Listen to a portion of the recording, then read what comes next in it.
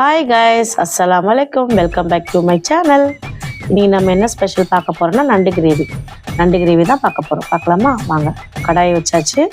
கடாயில் ஆயில் ஊற்றிட்டு சோம்பு தான் ஃபஸ்ட்டு போடணும். ஏன்னா சோம்பு தான் வந்து நண்டுக்கு ஸ்பெஷலு. சோம்பு போட்டுக்கோங்க. அதுக்கப்புறம் பூண்டு வந்து கொஞ்சம் பெரிய பல்லு பூண்டாக எடுத்துக்கோங்க. எடுத்து தட்டிக்கோங்க. நல்லா தட்டிட்டு பூண்டு போட்டு கருவேப்பிலை கொஞ்சம் உருவி போட்டுக்கோங்க. அந்த பூண்டு வந்துட்டு ஒரு பொன்னிறமாக ஆகிற வரைக்கும் வதக்கிக்கலாம்.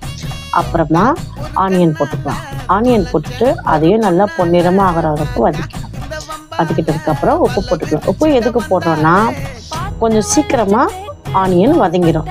போட்டுட்டு பிளேட் போட்டு மூடி வச்சிடலாம். இது வந்து ஒரு 1/2 kg நண்டு தான். 1/2 kg நண்டுக்கு சின்ன வெங்காயம் 2, சின்ன வெங்காயத்தில் கொஞ்சம் 2 எடுத்துக்கோங்க. தக்காளி ஒரு 3 தக்காளி எடுத்துக்கோங்க. எடுத்து போட்டுக்கிட்டோம். நல்லா கட் பண்ணி போட்டுட்டு மிக்ஸ் பண்ணிவிட்டு அதில் மஞ்சத்தூள் போட்டுக்கலாம். மஞ்சத்தூள் போட்டுட்டு மிக்ஸ் பண்ணிவிட்டு பிளேட் போட்டு கொஞ்ச நேரம் மூடி வச்சிடலாம்.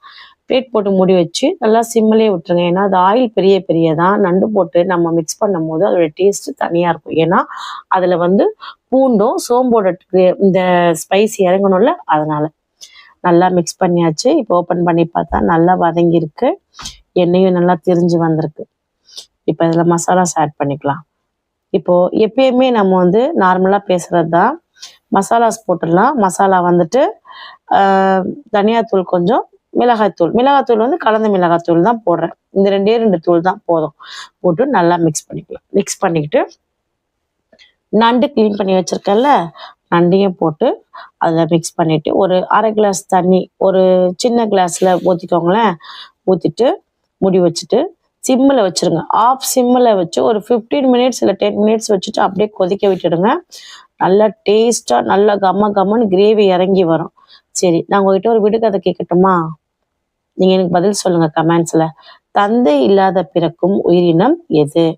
கண்டிப்பாக எனக்கு கமெண்ட்ஸில் பதில் சொல்லுங்கள். நீங்கள் சொன்னீங்கன்னா நான் ரொம்ப ஹாப்பி ஆயிடுவேன். அவ்வளோதான். இப்போது பெப்பர் தூள் போட்டுட்டு மிக்ஸ் பண்ணிவிட்டு பிளேட் போட்டு மூடி வச்சிடலாம். நல்லா ஒரு 15 மினிட்ஸ் கழித்து ஓப்பன் பண்ணி பார்க்கும்போது நல்லா எண்ணெய் பிரிஞ்சு மசாலா கிரேவியோட தகன்னு வந்திருக்கும். ஒயிட் ரைஸ் போட்டு அந்த கிரேவியை அப்படியே பெரட்டி அதை எடுத்து போட்டு சாப்பிட்டா அவ்வளோ டேஸ்ட்டாக இருக்குங்க. ட்ரை பண்ணி பாருங்கள்.